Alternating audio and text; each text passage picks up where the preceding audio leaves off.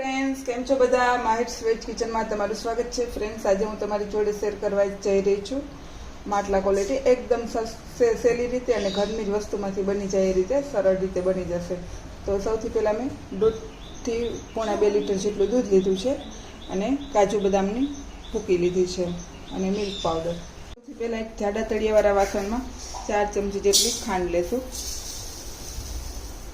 અને આને આપણે કેરેમલ કરશું, જેથી કરીને આપણે જે બારે માટલા ક્વોલિટીનો કલર હોય એ જ કલર મળી રહે. આ રીતે આપોઆપ ખાંડ કેરેમલ થઈ જાય ત્યાં સુધી આપણે એને ઉગાડી લઈશું. તમે જોઈ શકો છો એકદમ સરસ આપણો ખાંડ છે ઓગળવા માંડી છે. હવે આપણી ખાંડ છે એકદમ સરસ ઓગળી ગઈ છે. હવે આપણે એમાં દૂધ એડ કરી દઈશું.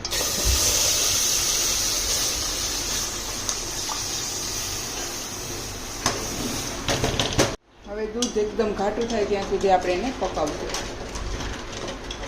તો ફ્રેન્ડ્સ, આપણું દૂધ છે એકદમ સરસ ઘાટું થઈ ગયું છે. હવે આપણે જે બદામ અને કાજુનો પાવડર બનાવ્યો એને એડ કરી દઈશું, જેનાથી ઘાટું પણ થઈ જશે અને એનો ટેસ્ટ પણ સરસ આવશે. અને 2 ચમચી આપણે મિલ્ક પાવડર પણ એડ કરી દઈશું.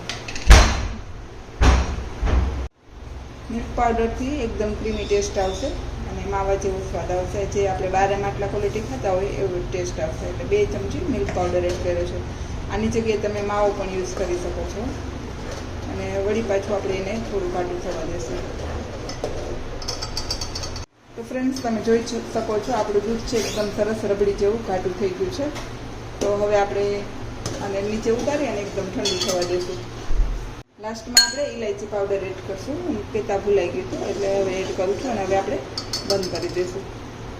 તો હવે આપણું દૂધ છે એકદમ સરસ ઠંડુ થઈ ગયું છે અને એકદમ તમે જોઈ શકો છો એકદમ ઘાટું થઈ ગયું છે. તો આપણે માટલા ક્વોલિટી છે તો માટલા ક્વોલિટીના આવા શેકવાળા મારી પાસે કપ હતા તો હું આમાં સર્વ કરું છું. તમે ડિસ્પોઝેબલ ગ્લાસમાં પણ કરી શકો છો.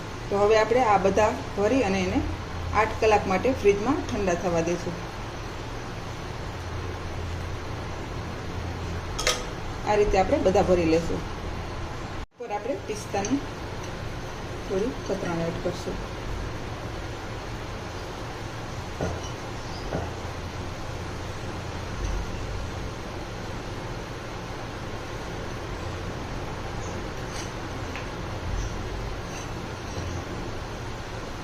હવે આપણે ઢાંકી અને 8 કલાક ફ્રીઝરમાં ઠંડુ થવા દઈશું.